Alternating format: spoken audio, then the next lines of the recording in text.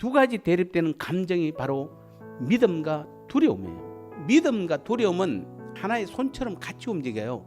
믿음은 가장 영적이며 종교적 차원의 감정으로서 인간에게 가장 중요한 영향을 미치며 절실히 요구되는 감정입니다.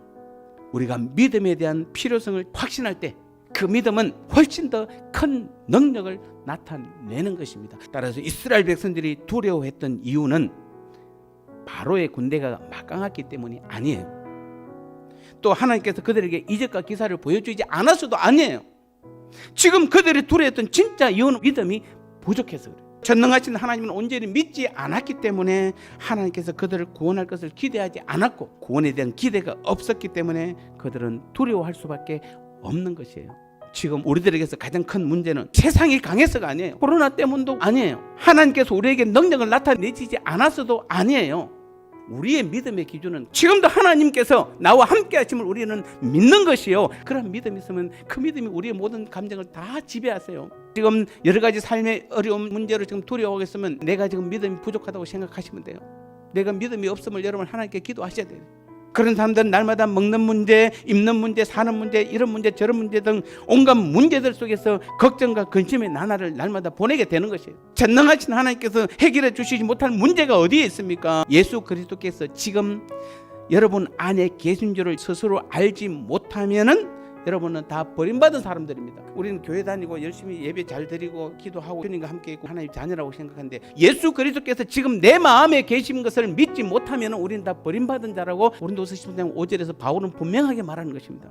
그래서 자기가 믿음 안에 있는지 스스로 시험해 보고 스스로 점검해 봐라.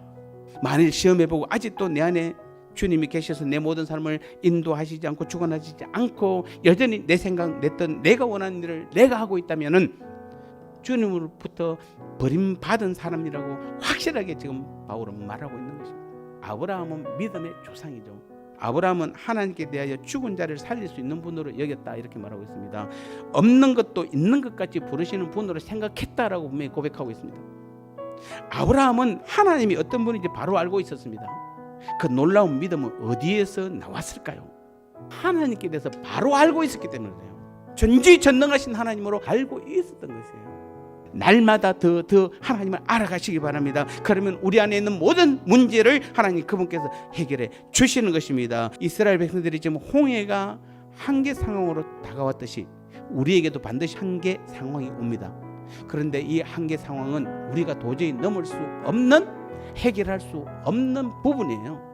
그래서 예수님께서 그자씨만한 믿음만 있으면 이 산을 명하여 저리를 옮기라 해도 옮길 것이요 너희가 못할 것이 없느니라. 우리의 힘과 능력으로 해결할 수 없는 부분이 바로 한계 상황. 그럴 때는 하나님을 원망하거나 다른 데를 쳐다보지 마시고 그리 아니하실지라도 하나님만을 온전히 섬기겠습니다.